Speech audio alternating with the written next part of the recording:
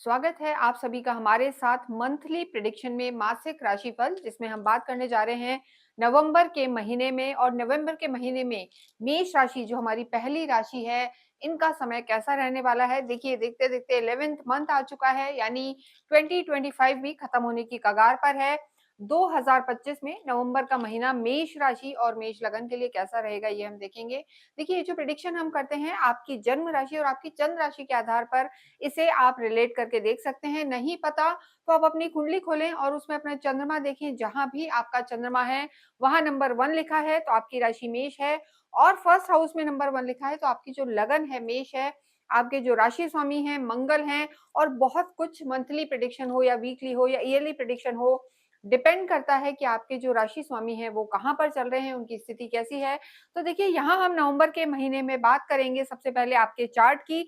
और ये महीना बहुत खास रहने वाला है, क्योंकि यहाँ पर जो आपके राशि स्वामी हैं उनके परम मित्र गुरु जो हैं आपके सुख भाव में बैठे हैं, वो भी उच्च के होके ये आपके भाग्येश में हैं और सीधे दृष्टि दे रहे हैं आपके कार्य क्षेत्र पर। तो यहाँ आपका कार्य बढ़ने वाला है, लाभ के योग हैं।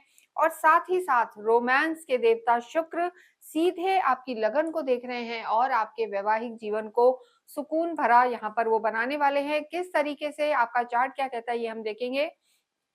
देखिए, आप सभी जानते हैं कि साढ़े साथी चल रही है आपकी। शनि जो है आपके 12th हाउस में है। जब भी शनि अपने से पहले घर में, स्वयं के घर में या एक नेक्स्ट घर में होते हैं, यानी 12वें घर में, खुद के घर में और सेकंड हाउस में होते हैं, तो शनि की साढ़े साथी चलती है। तो साढ़े साथी का आपका पहला चरण है। और जो गुरु हैं, जैसा मैंने बताया, लाभ के बड़े योग हैं नवंबर के महीने में।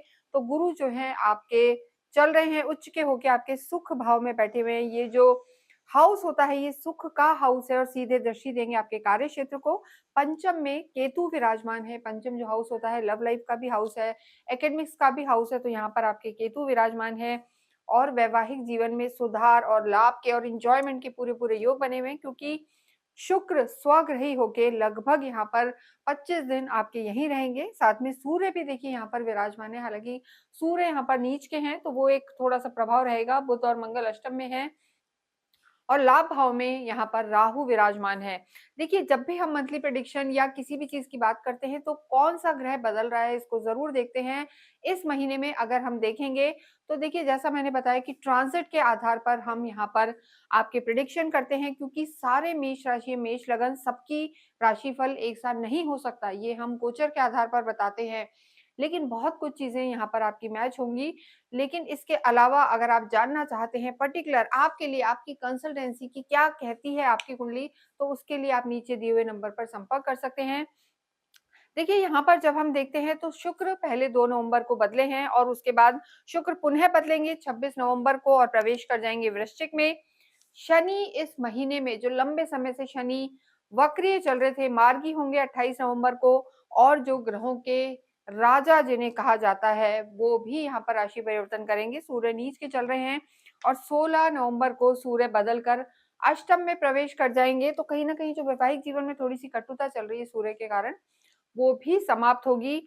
और इसके साथ-साथ जैसा हमने बताया कि नवंबर का महीना खास है। बहुत एक लंबे समय से चलने वाले वक्रीय ग्रह तो मार्गी हो जाएँगे शनि, और जो मार्गी और उच्च होकर चल रहे हैं गुरु, वो वक्रीय हो जाएँगे 11 नवंबर को। हालाँकि इसके लिए हम अलग से भी वीडियो बनाएँगे कि शनि का वक्रीय होना और शनि का मार्गी होना क्या लेके आएगा, और साथ ही गुरु का वक्रीय होना क्या लेके आएगा। तो वो आप हमसे जुड़े रहें।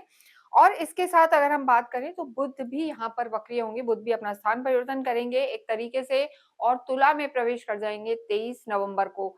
तो इन सब ग्रहों का आपके जीवन में नवंबर पर डेफिनेटली प्रभाव पड़ेगा, क्योंकि सिर्फ एक भी ग्रह बदलता है तो बहुत सारी चीजों में अंतर आता है। लेकिन यहाँ तो 5-5 ग्रह उलटफेर कर रहे हैं, राशि परिवर्तन कर रहे हैं। तो यहाँ हम सबसे पहले बात करेंगे आपके स्वास्थ्य की, कि मेष राशि मेष लगन के लिए यहाँ पर नवंबर के पूरे ही महीने में आपका स्वास्थ्य क्या कहता है। देखिए, जो स्थिति है आपके जो लॉर्ड हैं मंगल है और वो अष्टम में चल रहे हैं। हालांकि जो लग्नेश है उसे अष्टम का दोष नहीं होता। यहाँ पर मंगल स्वग्रही हो गए हैं, अपने ही घर में यहाँ पर मंगल विराजमान है, लेकिन फिर भी अष्टम में है। तो देखिए, आपकी जो स्थिति है वो तो स्ट्रांग रहेगी। यहाँ पर आपकी जो हम कहेंगे इम्यूनिटी है वो भी स्ट्रांग रहेगी। लेकिन 16 नवंबर के बाद जब सूर्य भी अपना नीचत्व छोड़ के प्रवेश करेंगे आपके 8th हाउस में, तो यहाँ पर आपकी स्थिति और बेहतर हो जाएगी और आप काफ़ी मजबूत फ़ील करेंगे। तो देखिए 16 तारीख से पहले हम कहेंगे कि आपको थोड़ा-सा हो सकता है बीच-बीच में आपको थोड़ा इंडाइजेशन की प्रॉब्लम परेशान कर सकती है। ओवरथिंकिंग, चिड़चिड़ापन यहाँ पर रह सकता है। हालाँकि शुक्र भी आपकी लगन को देख रहे हैं, लेकिन साथ में सूर्य नीच के होकर आपकी लगन पर दृष्टि दे रहे हैं, तो ऐसे में सूर्य का नीच के होकर देखना कभी-कभी थोड़ा-सा इंडाइजेशन की प्रॉब्लम लाता है और मानसिक तनाव, चिड़चिड़ापन या ब्लड प्रेशर की समस्या दे देता है। तो जो शुरू के 15 दिन हैं नवंबर के, वहाँ पर आपको नवंबर के महीने में लगभग 15 दिन ओवरथिंकिंग नहीं रखनी है, चिड़चिड़ापन नहीं रखना है और उसके बाद जो आपकी स्थिति रहने वाली है, वो अच्छी बनी हुई है, कोई दिक्कत नहीं है। यहाँ पर आपका जो हम कहेंगे एक्टिव फ़ील करेंगे मेष राशि, मेष लगन वाले 15 तारीख के बाद ज़्यादा। लेकिन देखिए एक चीज़ हम ज़रूर कहेंगे, सूर्य चाहे यहाँ है या अष्टम में प्रवेश करेंगे, अष्टम भी जो भाव होता है मिसफॉर्च्यून का भाव है, कहीं न कहीं थोड़ा-सा हेल्थ को इफ़ेक्ट करता है। तो जब सूर्य आपके 8th हाउस में आ जाएँगे या उससे पहले भी थोड़ा आँखों में आपको थोड़ा कोई न कोई एलर्जी हो सकती है। आईज़ में स्पेशली राइट आई में आपको थोड़ा-सा ध्यान रख के चलना है, कोई एलर्जी हो सकती है या अन्य तरह की जलन, खुजली इस तरीके की समस्या आपकी आँख में इस पूरे ही महीने थोड़ा-सा रह सकती है। साथ ही साथ थोड़ा-सा स्किन से रिलेटेड प्रॉब्लम भी मेष राशि, मेष लगन वालों को रह सकती है। इसके साथ देखिए जो गुरु हैं उच्च के चल रहे हैं और गुरु आपके जो है भाग्येश हैं और भाग्येश का उच्च के होकर चलना आपको बहुत सारी जो परेशानियाँ हैं, छोटी-मोटी बीमारियाँ हैं, इम्यूनिटी है, उनसे आपको बहुत ज़्यादा अगर कम इम्यूनिटी है, तो आपको बचा के चलेगा। तो स्वास्थ्य के हिसाब से ये चीज़ें आपकी ठीक बनी हुई हैं, लेकिन आपको शनि को नहीं भूलना चाहिए। आप साढ़े साती के दौर से गुज़र रहे हैं और जब भी हम शनि की बात करते हैं, तो हम एक चीज़ आपको ज़रूर कहते हैं कि आपकी खुद की कुंडली में शनि की स्थिति कैसी है। अगर शनि आपके अपनी ही कुंडली में नीच के हैं, छठे, 8वें, 12वें घर में हैं, शत्रु घर में हैं या पीड़ित हैं किसी भी तरीके से, चंद्र के साथ हैं या केतु वगैरह के साथ हैं, ग्रहण योग बना रहे हैं या श्रापित या विष दोष बना रहे हैं, तो थोड़ा-सा मानसिक तनाव यहाँ पर शनि आपको दे सकते हैं। तो थोड़ा-सा आपको इस पूरे ही महीने ओवरथिंकिंग को कंट्रोल करना है और पेसिमिस्टिक यानी निराशावादी नहीं रहना है, तो यहाँ पर आपका स्वास्थ्य ठीक रहेगा, कोई मेजर परेशानी यहाँ पर नज़र नहीं आ रही है। इसके साथ हम बात करेंगे आपकी लव लाइफ के बारे में। देखिए, जब भी लव लाइफ की बात करते हैं, तो काल पुरुष की कुंडली से 5th हाउस को देखा जाता है। यहाँ पर पंचम पर आपके केतु विराजमान हैं। देखिए, हालाँकि जो मेष राशि, मेष लगन की कुंडली है, वही कालपुरुष की कुंडली है क्योंकि पहली कुंडली, पहली राशि है ये, तो यहाँ पर केतु विराजमान है और राहु देख रहे हैं केतु को डेफ़िनेटली दोनों एक-दूसरे से हमेशा ही 180 डिग्री पर रहते हैं, तो यहाँ पर थोड़ा-सा डिटैचमेंट फ़ील करेंगे आप अपनी लव लाइफ़ में। आपको थोड़ा-सा एक जो हम कहते हैं वैराग्य सा फ़ील होगा, बहुत इंटरेस्टेड या बहुत घूमना-फिरना या बहुत सैटिस्फैक्शन यहाँ पर इस महीने आपकी लव लाइफ में नज़र नहीं आ रहा है। उसका एक रीज़न है कि केतु अकेले ही आपके पंचम में बैठे हैं और जो सूर्य हैं, 5th हाउस के आपके लॉर्ड हैं, आपके लव लाइफ के लॉर्ड हैं, वो भी नीच के होकर बैठे हैं। तो लव लाइफ के लॉर्ड का नीच के होकर बैठना कहीं न कहीं थोड़ा-सा मनमुटाव ला सकता है, कॉन्फ्लिक्ट ला सकता है, ईगो क्लैशेज़ ला सकता है या थोड़ा-सा किसी एक जने में ज़िद्दीपना जिसे हम कहते हैं एडमेंसी, चिड़चिड़ापन ये यहाँ पर सूर्य आपको दे सकते हैं। तो आप हमारे साथ जुड़े रहें क्योंकि इसके लिए हम आपको रेमेडी बताएँगे कि किस तरीके से आपके रिश्ते बेहतर हो सकते हैं।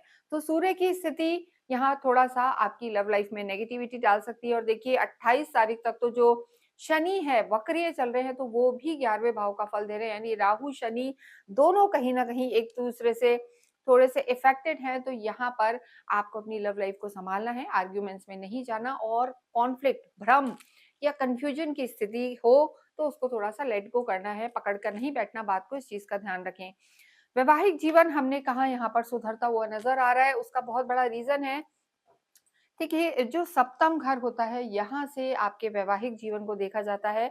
7th हाउस के जो लॉर्ड हैं, शुक्र हैं और शुक्र आपके सप्तम में ही विराजमान है।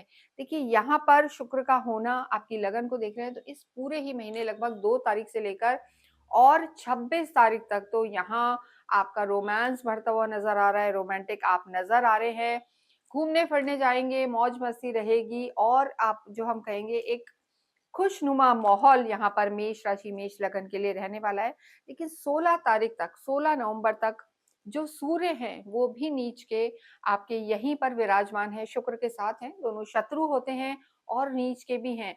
और जब भी सूर्य, मंगल, शनि, राहु, केतु सप्तम में आते हैं या सप्तम को दृष्टि देते हैं तो वो वैवाहिक जीवन के लिए शुभ नहीं माने जाते हैं, अच्छे नहीं माने जाते हैं। तो ओवरऑल अगर हम देखें तो 16 तारीख के बाद जब सूर्य यहाँ से निकल जाएँगे और सिर्फ शुक्र यहाँ पर रहेंगे तो आपका वैवाहिक जीवन ज़्यादा बेहतर होगा। और 16 नवंबर के बाद आप घूमने-फिरने भी जाएँगे, मौज-मस्ती का माहौल रहेगा। दोनों की अंडरस्टैंडिंग बनेगी और एक-दूसरे में तालमेल बनेगा। जिन लोगों का विवाह नहीं हुआ है, उन्हें हम कहेंगे कि 16 नवंबर के बाद जब सूर्य यहाँ से निकल जाएँगे तो आपकी स्थितियाँ वैवाहिक जीवन के लिए अच्छी हैं। हो सकता है कोई नया अच्छा प्रपोज़ल आए, उसे आप एक्सेप्ट भी करें और आपकी चीज़ें यहाँ पर बेहतर नज़र आ रही हैं। तो थोड़ा समय और इंतज़ार करें और वहाँ पर आपकी चीज़ें अच्छी होती हुई नज़र आ रही हैं। देखिए, हालाँकि जो राहु है, इनकी भी दृष्टि रहेगी, लेकिन राहु जब भी शुक्र को देखते हैं, तो शुक्र हो या राहु, दोनों एक-दूसरे के गुणों को बढ़ाने वाले होते हैं। तो यहाँ पर राहु की जो दृष्टि है, वो भी आपके वैवाहिक जीवन के लिए हम कहेंगे अच्छी ही रहने वाली है, लेकिन किसी तीसरे व्यक्ति के कहने में आप बिल्कुल ना आएँ, अन्यथा थोड़ा-सा कन्फ्यूजन या शक की स्थिति रह सकती है। तो इस चीज़ का आप ध्यान रखें और तालमेल बना के चलें यहाँ पर वैवाहिक जीवन के लिए ये समय अच्छा रहने वाला है। नेक्स्ट हम बात करेंगे आपके कर्म क्षेत्र की। देखिए, जब भी कर्म क्षेत्र की बात करते हैं तो 10th हाउस देखा जाता है, 10वां घर देखा जाता है, साथ में 7th हाउस को भी देखते हैं। पार्टनरशिप का हाउस होता है, 7th हाउस जो होता है और यहाँ से आपकी डे टू डे की इनकम को भी देखा जाता है। तो शुक्र जब से यहाँ स्वग्रही होंगे 2 नवंबर से लेकर 26 नवंबर तक, तो ये स्थिति जितने भी लोग किसी भी रूप में क्रिएटिव फील्ड में हैं या मीडिया से जुड़े हुए हैं, राहु आपके लाभ भाव में है, शनि 12वें घर में ज़रूर हैं लेकिन वो भी मार्गी हो जाएँगे। तो देखिए जैसे-जैसे समय आपका निकलेगा सेकंड हाफ के बाद कार्य की दृष्टि से भी यहाँ आपके लिए स्थितियाँ बहुत-बहुत बेहतर होंगी।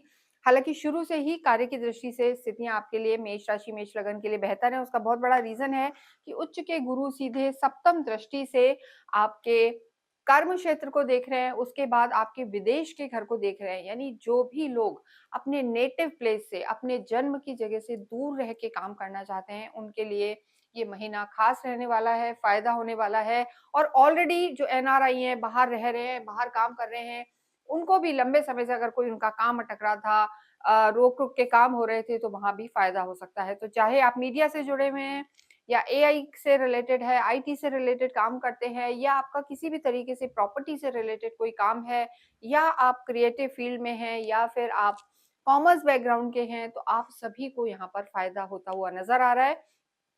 कंसल्टेंसी में है, टीचिंग में है और कम्युनिकेशन से रिलेटेड आपका कार्य है, विदेशों में जाके सेटल होना चाहते हैं, चाहे आपका जॉब है या बिज़नेस है, दोनों ही तरीके से यहाँ स्थितियाँ आपके लिए बहुत-बहुत बेहतर बनी हुई हैं।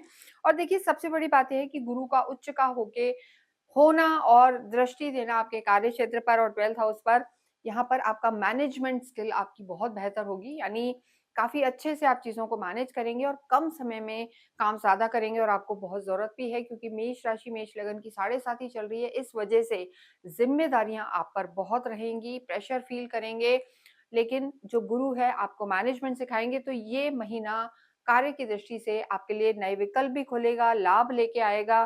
क्योंकि देखिए जो धन भाव के लॉर्ड है शुक्र, वो भी स्वग्रही होके आपके बिज़नेस के हाउस में है, तो डे टू डे इनकम बढ़ेगी और डेफ़िनेटली यहाँ पर आपको फ़ायदा होगा और पैसे से भी आपका जो रोटेशन है, वो भी आपके लिए अच्छा रहेगा, यानी लक्ष्मी आप पर मेहरबान रहेंगी और इसके साथ-साथ हो सकता है कोई पुराना इन्वेस्टमेंट इन 20-25 दिनों में आपको यहाँ पर फल दे सकता है या अच्छा मुनाफ़ा आप कमा सकते हैं। तो आप निश्चिंत रहें, नवंबर का महीना आपके लिए अच्छा है, लेकिन ज़िम्मेदारियाँ बढ़ेंगी क्योंकि देखिए जो शनि का स्थान है, ये पैरों का स्थान है, यानी अगर आप जितना भागा-दौड़ी करके काम करते हैं, चलाएमान रहते हैं, एक्टिव रहते हैं, उतना ही शनि आप पर मेहरबान होंगे और लक्ष्मी जी भी मेहरबान होंगी। तो पूरा ही ये समय आपके लिए अच्छा रहने वाला है, लेकिन यहाँ पर थोड़ा-सा जो सरकारी महकमे से लोग जुड़े हुए हैं, उनके लिए हम ज़रूर कहेंगे, 16 नवंबर से पहले जो सूर्य हैं, वो नीच के चल रहे हैं, तो आपकी डिसीज़न मेकिंग थोड़ा-सा गलत रह सकती है या गवर्नमेंट डिपार्टमेंट में आप हैं या लाइज़निंग वगैरह का कोई या टेंडर वगैरह आप लेते हैं गवर्नमेंट से रिलेटेड, वहाँ पर आपको थोड़ा-सा सतर्क रहने की ज़रूरत है, लेकिन वो भी 16 नवंबर के बाद गवर्नमेंट से भी रिलेटेड आपको फ़ायदे हो सकते हैं। धन की स्थिति बेहतर रहेगी और पैतृक संपत्ति से भी आपको लाभ हो सकता है। गाड़ी, वाहन के सुख, जो घर, गाड़ी, वाहन, लग्ज़री यहाँ पर आपको अच्छी मिलने वाली है। गुरु जो है आपको यहाँ पर बहुत फ़ायदा करने वाले हैं और देखिए खर्चे के योग रहेंगे क्योंकि गुरु की दृष्टि 12वें घर पे भी है, तो कोशिश ये करें कि जो खर्चा है या इन्वेस्टमेंट है वो बेहतरीन तरीके से आप कर पाएँ, वो आपके लिए बेहतर होगा। विद्यार्थियों के लिए ज़रूर हम कहेंगे थोड़े-से परिवर्तन के योग हैं, केतु अकेले विराजमान है 5th हाउस में और सूर्य भी नीच के चल रहे हैं। तो देखिए 16 नवंबर तक स्टूडेंट्स के लिए हम कहेंगे बहुत अच्छा समय नहीं है। अगर आप कॉम्पिटिटिव एग्ज़ाम देना चाहते हैं, हायर एजुकेशन किसी बहुत दूर-दराज जाके पढ़ना चाहते हैं, कोई डिग्री लेना चाहते हैं, तो 16-17 नवंबर के बाद आपका समय यहाँ पर ज़्यादा अच्छा नज़र आ रहा है। इसके साथ ही अगर हम बात करें आपके भाग्येश की और अध्यात्म की, देखिए आध्यात्मिक आप होते हैं, इस समय जो आपके राशि स्वामी हैं मंगल 8वें घर में हैं, यानी कहीं न कहीं आपका जो इंटरेस्ट है गूढ़ रहस्यों को जानना, शास्त्रों का अध्ययन करना, अकल्ट ज्योतिष के प्रति रुचि रखना, धार्मिक चीज़ों का अध्ययन करना, ये सब यहाँ पर नज़र आ रहा है और जो गुरु हैं, वो आपके भाग्येश भी हैं और धर्म त्रिकोण का एक हिस्सा है, तो यहाँ पर गुरु का होना आपकी धार्मिक यात्राएँ भी रहेंगी, घर में भी मांगलिक कार्य होंगे और धर्म पर खर्चा भी होगा क्योंकि जो इनकी दृष्टि है, नवम दृष्टि वो आपके 12वें घर में है जो मोक्ष का स्थान है और शनि ऑलरेडी यहाँ पर है, गुरु शनि सम होते हैं, नक्षत्र भी कुछ ऐसे हैं, तो मेष राशि के लिए ये समय बहुत-बहुत अच्छा है और पूरे ही महीने गुरु यहीं रहने वाले हैं, हालाँकि गुरु 11 नवंबर को वक्रीय ज़रूर हो जाएँगे, तो जब गुरु वक्रीय होंगे, वो यहीं पे वक्रीय होंगे, तो ऐसी स्थिति में अगर जब गुरु वक्रीय होंगे, तो देखिए कई कुंडलियों में जब गुरु वक्रीय खुद की भी कुंडली में होते हैं, तो इन्हें डबल लाभ देते हैं। तो थोड़ा-सा स्लो डाउन आप फ़ील कर सकते हैं, लेकिन यहाँ पर कोई ना कोई जो हो सकता है कुछ नया आप खरीद सकते हैं, कोई वाहन आप ले सकते हैं या प्रॉपर्टी में इन्वेस्ट कर सकते हैं। गुरु वक्रीय होके भी यहाँ पर ये लाभ आपको देते हुए नज़र आ रहे हैं, तो भाग्य भी बढ़ेगा और भाग्येश का उच्च का होना डेफ़िनेटली आपको लाभ देगा। तो पूरा ही जो ये नवंबर का महीना है, मेष राशि, मेष लगन के लिए अच्छा रहने वाला है। लेकिन एक चीज़ हम यहाँ ज़रूर कहेंगे, मंगल का अष्टम में होना और 16 तारीख के बाद सूर्य का भी अष्टम में होना सीधे दृष्टि देगा आपके कुटुंब पर, वाणी भाव पर। तो यहाँ पर आपको अपनी वाणी का ध्यान रखना है, कटु वचन नहीं बोलने, क्रोध पर कंट्रोल रखना है, वरना परिवार में थोड़े-से विवाद हो सकते हैं, रिश्ते बिगड़ सकते हैं और रिश्तों के लिए यहाँ हम ज़रूर कहेंगे सूर्य का नीच का होना भी रिश्तों के लिए उतना अच्छा नहीं है। तो इस पूरे ही महीने आपको नित्य अगर हो पाए डेली नहीं तो सिर्फ गुरुवार के दिन आप रोटी पर गाय को गुड़ रख के अवश्य खिलाएँ, जिससे आपका जो क्रोध है वो भी कंट्रोल रहे और आपका भाग्य भी उज्जवल हो। इसके साथ-साथ आपके जो लॉर्ड हैं मंगल, वो अष्टम में रहेंगे तो स्वास्थ्य से संबंधित आपको दिक्कत ना आए। तो मंगलवार के दिन आप छोटे-छोटे बच्चों को टॉफ़ीज़ बाँट सकते हैं या कुछ भी मीठा बाँट सकते हैं, इससे आपको लाभ होगा। पूरे ही महीने आपको बजरंग बाण का पाठ करना चाहिए, डेली नहीं कर पाएँ, तो मंगलवार के दिन आप अवश्य ये पाठ करें और साढ़े 7 ही चल रही है, तो शनिवार के दिन अवश्य ही शनि मंदिर जाएँ और अम्ब्रेला जो छाता होता है, उसका आप दान करें। इससे आपके सारे कष्ट दूर होंगे। इसके साथ ही ओम नमो भगवते वासुदेवाय का आप जप करते रहें, इससे भी आपको लाभ होगा। इसके अतिरिक्त अगर आप हमसे कुछ जानना चाहते हैं, आपकी कोई क्वेरी है, कोई प्रोडक्ट आप चाहते हैं या कुंडली दिखाना चाहते हैं, तो नीचे दिए हुए नंबर पर आप संपर्क कर सकते हैं। इसके साथ ही इस वीडियो को हम यहीं समाप्त करते हैं और ये नवंबर का महीना आपके लिए मंगलमय रहे। जाते-जाते आप कमेंट बॉक्स में अवश्य ही ओम हम हनुमते नमः, राम रामचंद्र रामभद्र लिखें। Thank you.